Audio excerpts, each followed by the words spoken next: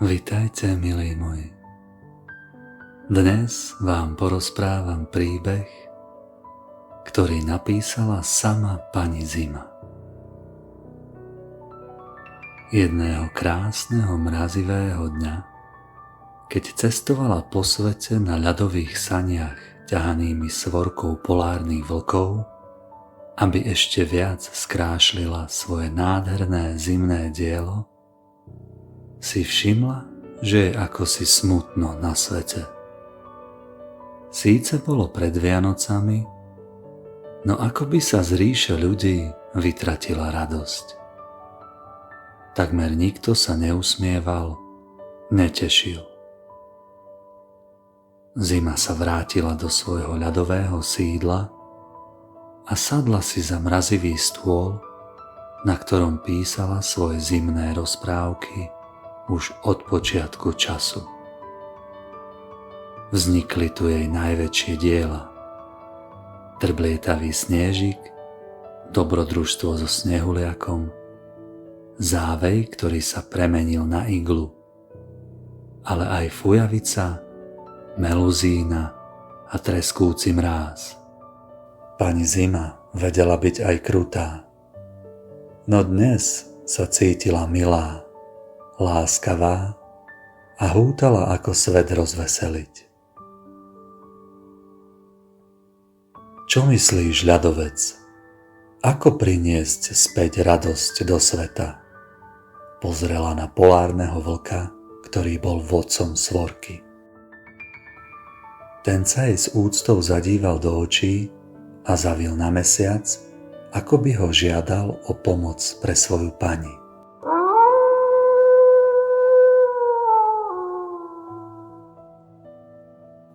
Mesiac o čosi viac zažiaril.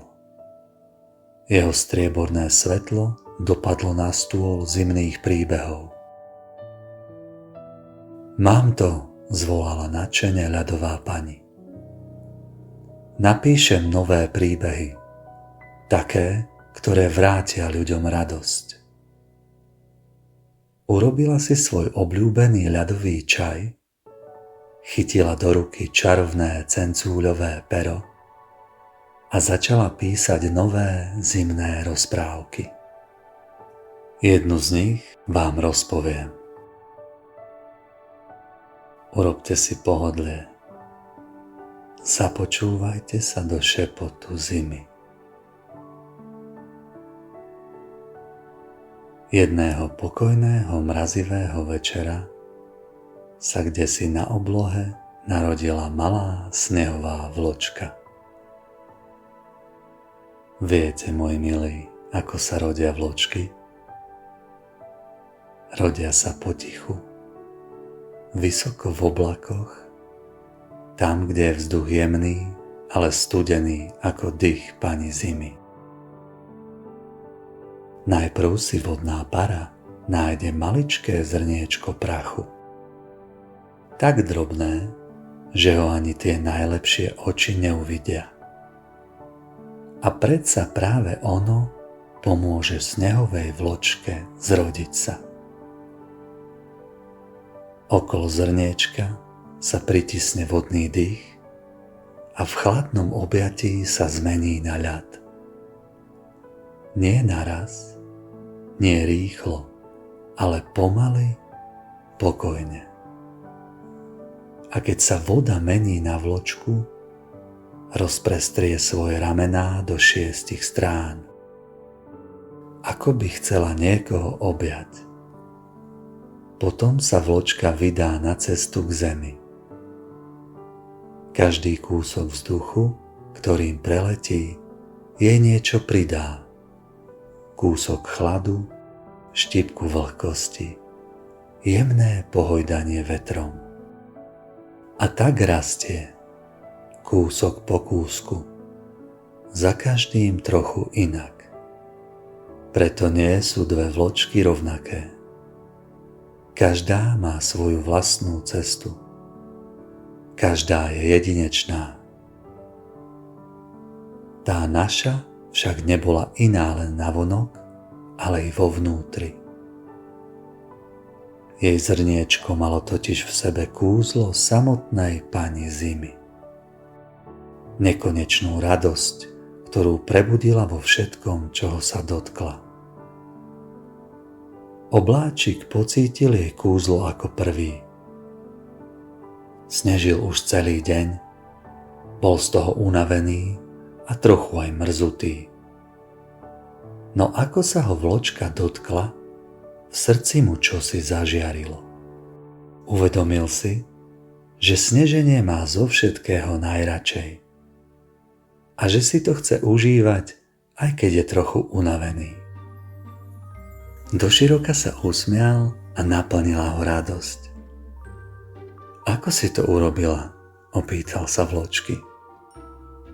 Mám dar, odpovedala. Dar ukázať druhým to, čo je ich. To, čo už dávno majú. Len na to trochu zabudli. Ich vlastnú radosť. Ďakujem ti, vločka, ďakujem. Ako sa voláš? Opýtal sa obláčik.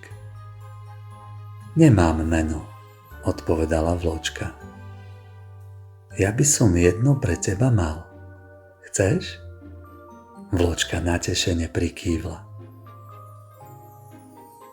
Tam dole je krajina menom Slovensko.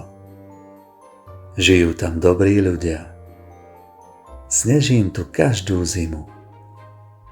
Majú tam krásne meno, ktoré sa na teba veľmi hodí. To meno je Radoslava. Znamená to tá, ktorá sa raduje. Tá, ktorá slávi radosť. Malej vločke sa rozžiarili oči a doširoka sa usmiala. Obláčik pokračoval. A keďže si taká maličká, budem ťa volať Radka. Krásne meno, veľmi sa mi páči. Ďakujem ti, obláčik, odvetila vločka. Tak, milá moja, je čas. Tam dole ťa potrebujú, povedal obláčik a začal snežiť. Nespočetné množstvo vločiek začalo pomaly padať k zemi. Medzi nimi aj Radka. Po ceste dole si nemohla nevšimnúť šibalský vetrík Severáčik, ktorý robil padanie o mnoho zábavnejším. Vozil vločky sem a tam a veselo si pritom hvízdal. Radka sa s ním spriatelila. Porozprávala mu o svojom poslaní radosti a vetrík jej sľúbil, že ju zaveje kam bude treba. Klesala čoraz nižšie a nižšie, až sa napokon z oblakov vynorili štíty prekrásnych hôr.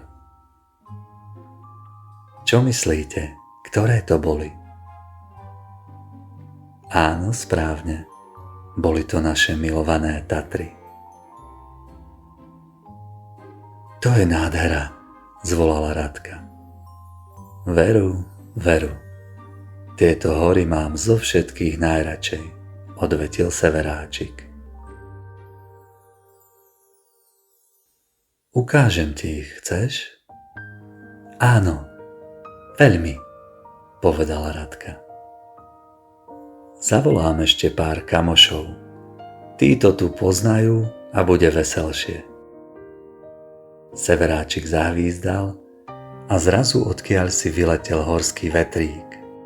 Za ním ďalší a už aj brali Radku ponad štíty Belianských Tatier.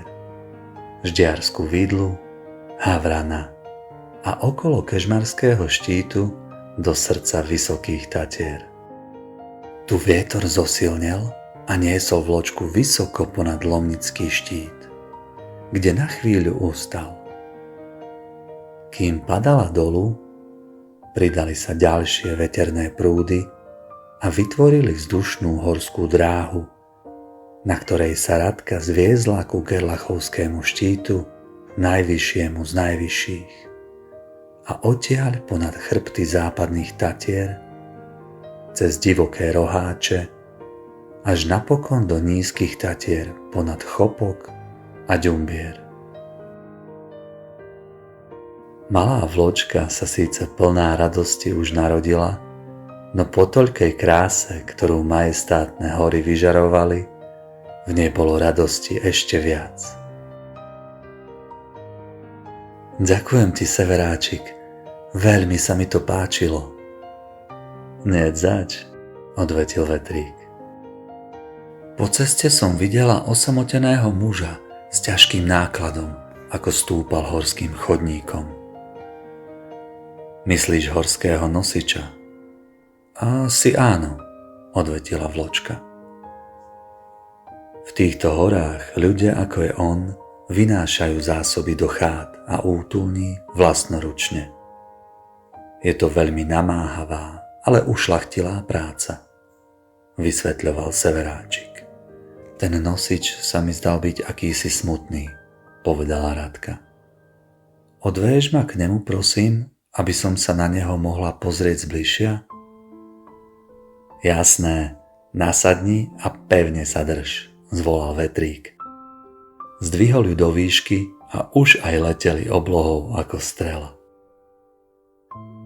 Po chvíli ho vločka zbadala. Aha, tam je. Nosič stál s nákladom ťažším a vyšším ako on sám. Tvár mal strápenú, svaly ho pálili a bolo vidno, že mu ubúda síl. Na chatu, na ktorú niesol, bol ešte hodný kus cesty. Pusti ma, vetrík, idem k nemu. Radka začala klesať, pomaly, pokojne. Zatrblietala sa a jemne pohľadila nosičovo líce. Horský vetrík ju opäť zdvihol do vzduchu a spoločne sa dívali na kúzlo radosti. Unavený nosič zrazu pookrial. V hrudi pocítil teplo. Zamračené čelo sa uvoľnilo a zhlboka sa nadýchol mrazivého, čistého tatranského vzduchu. Spomenul si, ako veľmi svoju prácu ľúbi, ako veľmi ľúbi Tatry. Spomenul si, aký pokoj mu prinášajú.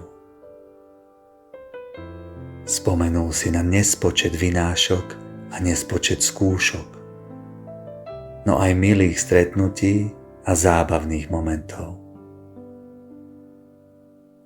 Spomenul si na svoju silu, ktorú mu tieto hory ukuli.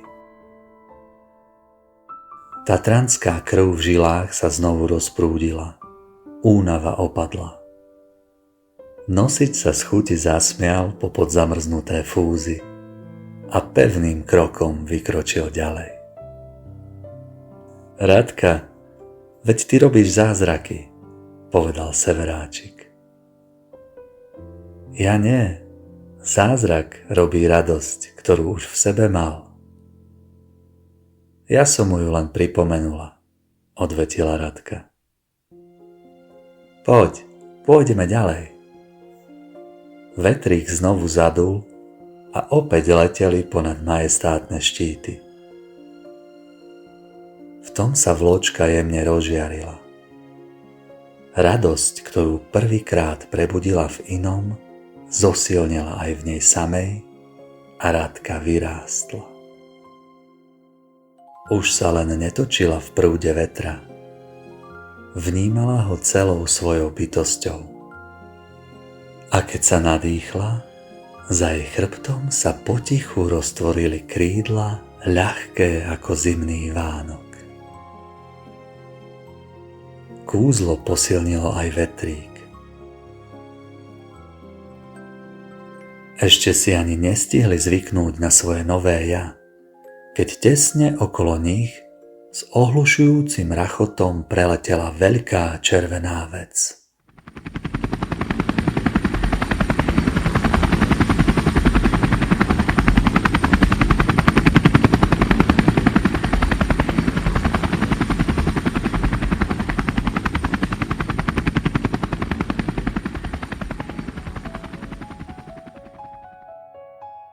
Riadne ich to vyzvrtalo. Čo to bolo? Opýtala sa vyplašene Radka. To bol vrtuľník horskej záchrannej služby. Asi sa niekomu niečo stalo a letia mu na pomoc, odvetil Severáčik. Poďme sa tam pozrieť, prosím. Chcem to vidieť. Severáčik prikývol. Keď došli na miesto, záchranári už usilovne pracovali a prehľadávali žľab, v ktorom spadla lavína. Dlhé tyče, ktoré slúžili na vyhľadávanie človeka, zapichovali do snehu. Špeciálne vycvičené lavínové psy neúnavne snorili. Všetci pracovali s nesmiernym nasadením, no zatiaľ bez úspechu. Začalo sa stmievať. Tu ide o čas, prehovoril vetrík. Pod snehom nikto dlho neprežije. Musia byť rýchli. Tu asi radosť moc nepomôže. Ale pomôže. A veľmi, odvetila Vločka ticho. Radosť nie je len smiech a veselosť. Má veľa podôb. Vysvetlím ti to potom. Teraz nie je čas. A zletela dolu k záchranárom. V ich tvárach sa zrkadlila vážnosť chvíle, napätie a ťarcha zodpovednosti. No nikto z nich nepoľavoval. Postupne sa dotkla každého jedného z nich, aby im len potichu pripomenula to, čo už dávno niesli v sebe.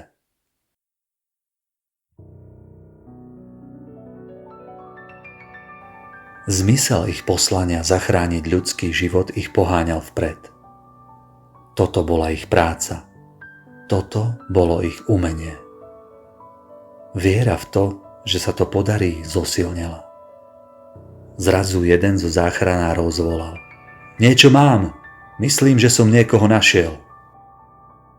Ďalší mu prišli na pomoc a lopatami začali odhadzovať sneh, nehľadiac na únavu a vyčerpanie.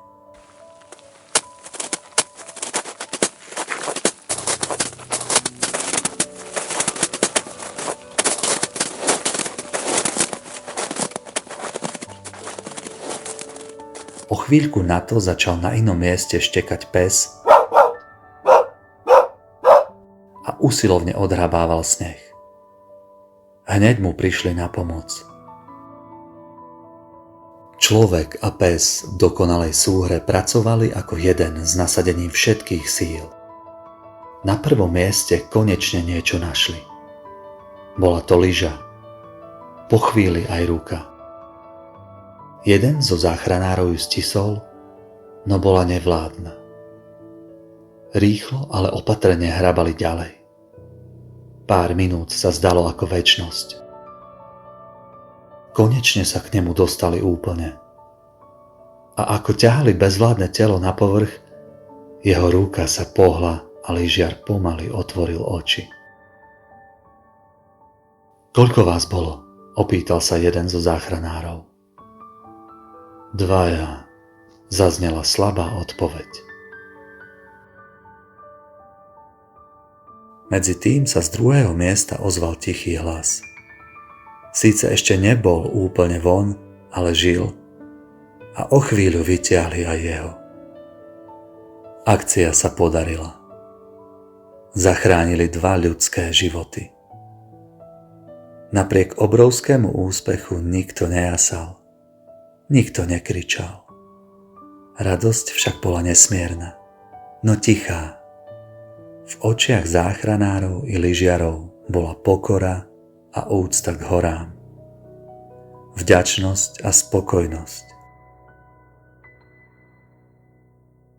Vidíš, prehovorila Vločka k vetríku. Radosť opäť pomohla. A opäť bola ich. Ja som na ňu len ukázala. Radosť je aj viera, aj nádej, vytrvalosť, zmysel v tom, čo robíš, vďaka. Sila nevzdávať sa. Radosť je život. Je v tvojom vnútri a môžeš ju cítiť a čerpať z nej silu aj v ťažkých situáciách. Ako to dopovedala, zaznel nebom hlas čistý ako ľad. Som na teba hrdá, dcéra moja. To pani Zima vdýchla svoje slová do pergamenu, na ktorý písala tento príbeh. V tom sa vzduch okolo vločky začal trblietať. Radosť v nej znovu narástla a ona sa stala tou, ktorou bola vždy. Dcérou Zimy. Jej kúzlo pohľadilo aj Severáčik. Ten vyrástol a zmocnel. Poď, Severáčik, pôjdeme ďalej. Vetrík znova zadul a niesol Radku ponad tiché biele hory.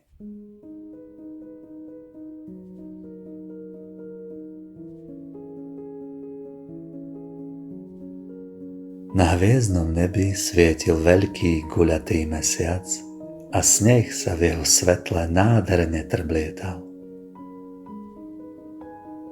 Tatranské štíty sa zahalili do tichého tajomna a lesy pod nimi dýchali pokojom zimy. Na strmom skalnom brale odpočívali kamzíky. Večer bol časom pokoja a skala jeho istotou. O čosi nižšie sa ticho presúvala jelenia rodina. Kroky mali pomalé a opatrné, držali sa blízko pri sebe. Vedeli, že noc patrí dravcom. Medzi stromami sa myhol oranžový chvost. Líška sa započúvala do snehu a s jedným presným skokom zmizla v jeho mäkkej perine.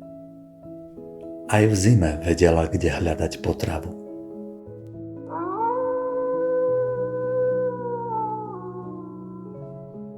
Dolinou sa ozvalo vytie. Svorka vlkov na love putovala krajinou ako jeden celok. Na okraji lesa sa takmer nebadane pohol tieň. Torís kráčal ticho. Každý jeho krok bol istý a ľahký. Noc bola jeho spojencom a trpezlivosť jeho silou. Vysoko na skalnej rímse sedel orol, majestátny strážca hôr. Odpočíval, ale stále bol ostražitý. Celú noc lietali krajinou a Radka pozorovala tú krásu ríše Tatier so zatajeným dychom. Až napokon sa s východom slnka, ktoré dalo štítom späť ostré tvary a neopísateľne nádherné farby, narodil nový deň. Už chápem, Severáčik, prečo máš tieto hory najradšej, šepla vločka pozorujúc rané kúzlo. V tom si všimla ľudí, ako sa vozia po svahu.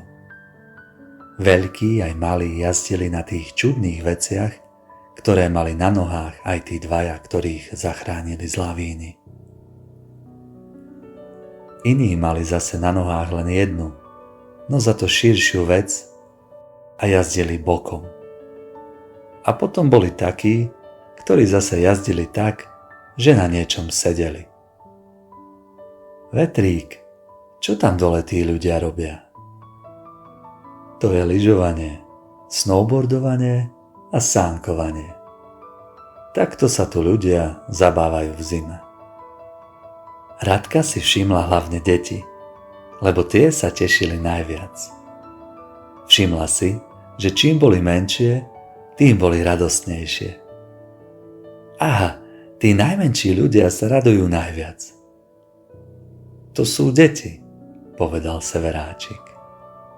Fúkam na zemi už od nepamäti a všimol som si, že kým sú ľudia deťmi, sú plní radosti. A ako rastú, ako by sa z nich tá radosť vytrácala. Pozrime sa na to bližšie. Vločka zavrela oči, zatrblietala sa a keď ich opäť otvorila, už nevidela ľudí, ale ich srdcia. Tie malé žiarili a boli šťastné. Tie veľké boli akoby v závoji tieňa, vážne a trochu smutné. No keď sa pozrela bližšie a nahliadla za ten závoj, bola tam taká istá žiara, ako v srdiečkach malých detí. Len bola akoby uväznená. Radka si všimla, ako dve detičky ťahajú svojich rodičov sánkovať sa. Ale tí sa len pousmiali a povedali, že už sú na to starí. Vločka však dobre videla, že malá žiara v ich srdci by veľmi chcela ísť. No oni ju už nepočuli. Radka neváhala, zletela dolu k nim a ťukla im obom do čela. V tej chvíli sa im vybavila spomienka z ich detstva. Pripomenuli si, aká je sánkovačka zábava. Všetko bolo zrazu inak. Naskočili na sánky k deťom a všetci štyria výskajúc leteli z kopca ako strela a potom znova a znova. To vám bolo radosti. Radka a Severáčik ich pozorovali a úprimne sa z nich tešili. Kiež by som tak mohla pripomenúť všetkým ich svetielko radosti. Ale je ich tu veľa, sama to nezvládnem. Ako to len urobím? Hútala Radka. Hútala a hútala a v tom ju to napadlo. Spomenula si na obláčik, v ktorom sa narodila. Vetrík, vynes ma prosím na ten najvyšší vrchol, zvolala nadšene. Vy už, môj milý, určite viete, ktorý to bol však? Áno, bol to Gerlachovský štít. Vetrík zahvízdal, prileteli horské prúdy a už sa aj milá Vločka viezla po vzdušnej horskej dráhe na najvyšší vrchol Tatier. Keď tam zosadla, zavrela oči, zatrblietala sa a do nebies zavolala. Obláčik, priateľ môj, počuješ ma? Obláčik zachytil Radkino volanie. Počujem ťa, Radka, počujem. Potrebujem tvoju pomoc. Mohol by si prosím začať snežiť najviac ako vieš? Jasné, Radka, veľmi rád, odvetil Obláčik. Ďakujem ti, veľmi pekne ďakujem, zakričala do neba Vločka. Po chvíli začalo husto snežiť. A ty, Severáčik, fúkaj prosím, vezmi ma medzi moje družky. Vetrík ju zdvihol do vzduchu a zavial medzi ostatné vločky. Sestry moje, počúvajte, zvolala Radka. Tam dole na zemi je treba ľuďom pomôcť. Dám vám svoje kúzlo. Dotknite sa tých, ktorí si potrebujú pripomenúť radosť. Ako to dopovedala, začala sa trblietať viac ako kedykoľvek predtým. Dotkla sa jednej vločky, potom ďalšej a ďalšej. Začali sa trblietať aj oni. Severáčik zahvízdal, zavolal na pomoc horské vetry a spolu poriadne všetko premiešali. Vločky sa dotýkali navzájom jedna druhej, po chvíli sa už trblietalo celé nebo a na ľudí začal padať čarovný sneh.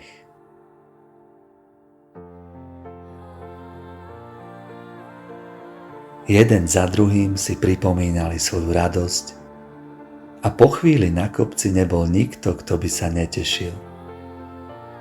Deti, rodičia, ba aj starí rodičia sa sánkovali, šmýkali, guľovali, lyžovali, stávali snehuliakov, iglu a všetko možné, čo sa len zo snehu postaviť dá. Hlavne robili všetko s radosťou. Toľko smiechu, výskania ste jakživ nevideli. Radka sedela na Severáčikovom pleci, spokojne sa chichúňala a užívala si radosť. Zábava pokračovala do samého večera. Nakoniec slniečko začalo postupne zapadať, na oblohe sa objavila prvá hviezda a ľudkovia sa pomaly pobrali domov. Každý so svojou radosťou v srdci a novými kamarátmi.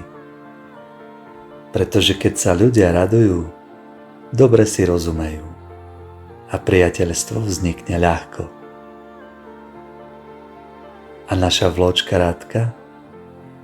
Tá sa ešte naposledy pokochala krásou ríše Tatier a Severáčik ju odvial ďalej tam, kde ju potrebovali najviac.